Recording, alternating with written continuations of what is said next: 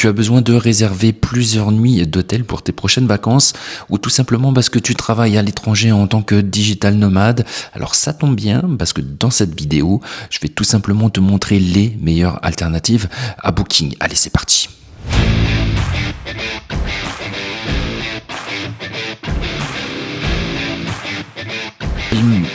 Booking, c'est juste une excellente application pour réserver tes nuits d'hôtel à tel point que ça fait partie des applications les plus utilisées dans le monde et je l'utilise également. Donc du coup, je suis pas là pour te dire qu'il ne faut plus du tout utiliser Booking, mais tout simplement pour te dire que ce n'est pas forcément la seule option et qu'on peut tomber sur un meilleur rapport qualité-prix en choisissant d'autres applications. Et je te montre ça tout de suite.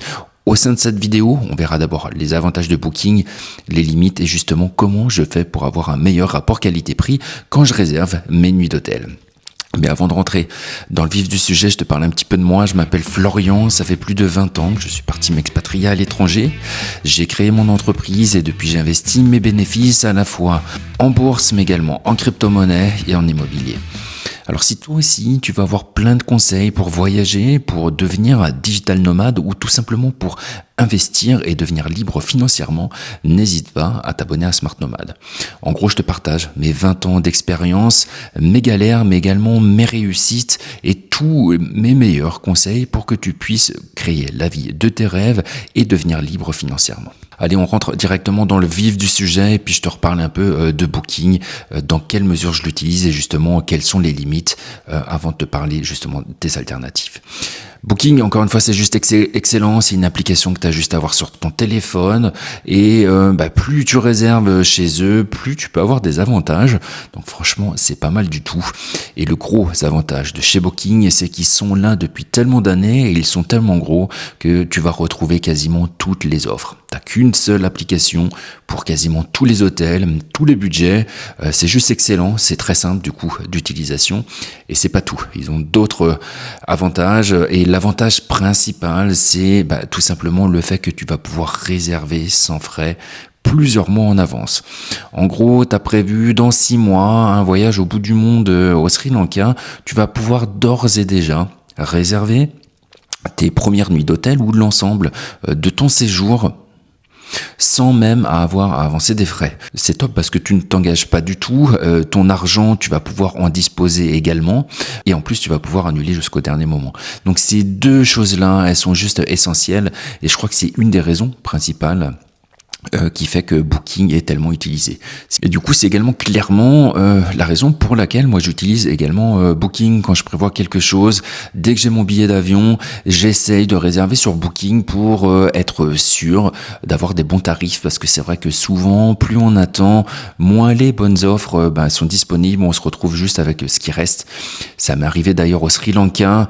On n'avait pas réservé. J'ai tout fait au dernier moment. C'était un jour férié local. Du coup, tout était complet. On a juste dû louer quelque chose qui était super cher et du coup je l'ai vraiment regretté. Le gros souci, la grosse limite avec Booking, c'est les frais. En fait, on se rend pas compte parce que tout le monde l'utilise et souvent, vu que c'est une application très globale et qu'on n'a pas besoin d'aller chercher ailleurs, on ne regarde pas les différences et souvent le même hôtel va pouvoir te proposer le tarif mais moins cher. Booking, il gagne de l'argent et il gagne de l'argent parce que tu vas payer plus cher. En gros, ils vont se prendre une marge qui est, je crois, d'ailleurs assez importante et qui doit tourner aux alentours de 20%. En gros, tu vas pouvoir trouver ailleurs la même chose, 20% moins cher. Alors, tu n'auras pas la garantie de chez Booking qui t'apporte également si jamais il y a un souci. Tu perds en grande partie également les options où tu as une réservation, une annulation au dernier moment et tu n'as pas besoin d'avancer, mais tu payes encore une fois ce confort-là assez cher. En gros, l'alternative que je te propose, la première, c'est d'utiliser Google. J'ai déjà fait d'autres vidéos pour retrouver des vols pas chers. Franchement, Google, c'est juste excellent. C'est pareil, c'est utilisé par des milliards de personnes. Ils sont super compétents et ils vont te trouver les meilleurs tarifs. C'est aussi simple que d'utiliser Booking.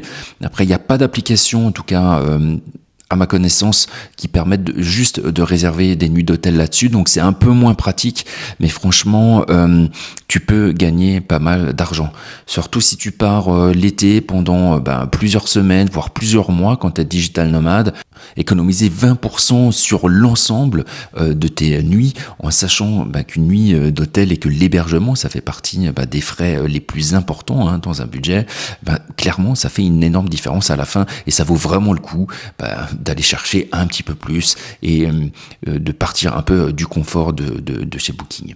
En gros, tu vas sur Internet tout simplement, tu vas sur Google Hôtel, il y a un onglet spécifique et tu donnes le moment où tu souhaites réserver et l'endroit et tu vas avoir plein d'annonces.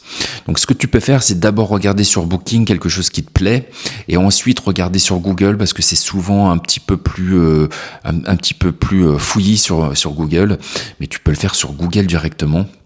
Et ici, l'avantage principal, c'est que une fois que tu as choisi l'hôtel qui te convient et la date qui te convient, tu vas pouvoir réserver et Google te propose les différents endroits où tu peux réserver.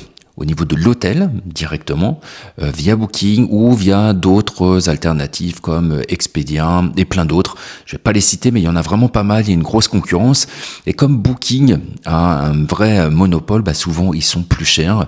Et encore une fois, on va prendre l'exemple d'une nuit à 100 €, 20% c'est 20 €. Sur 10 jours, tu vas faire une économie d'au moins 200 € et franchement, c'est pas négligeable.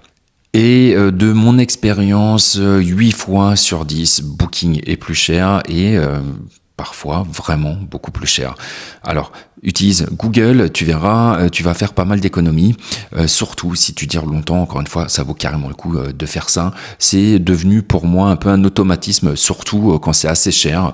Après, c'est vrai que pour reprendre l'exemple, mais si je vais au Sri Lanka dans une auberge de jeunesse qui va me coûter que 5 € la nuit, payer 20% en plus ou en moins, franchement, là je sais que j'utilise les atouts principaux de chez Booking, c'est que je peux faire ça longtemps en avance, j'ai pas besoin d'avancer les frais et je peux annuler au dernier moment et j'ai tout sur une seule et même application.